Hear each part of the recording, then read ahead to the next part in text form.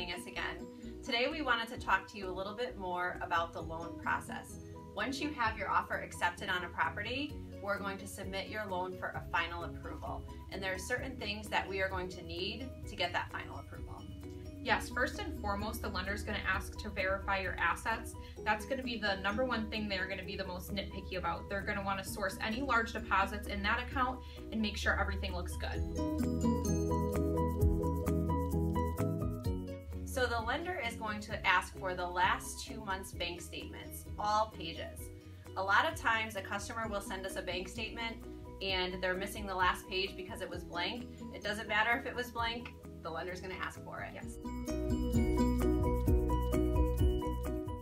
Another thing that you don't want to do during the mortgage process is close a bank account that we are sourcing funds from.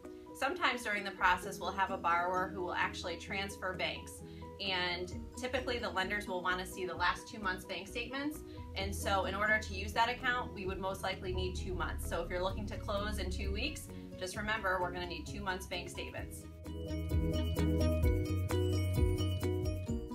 Another thing not to do during the mortgage process is to schedule the moving truck until we give you the green light. The date listed on your contract for closing is an on or about date. So what you do not want to do is early on in the process schedule a moving truck for that exact date. By all means, we will do everything to get your loan wrapped up and make it happen for you, but occasionally there are glitches in the process, or you might have a seller that wants to reschedule.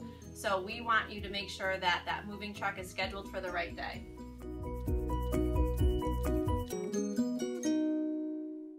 We know that you might need a vacation after the mortgage process. However, we do not recommend that you take a vacation during the mortgage process where you're not reachable. Absolutely.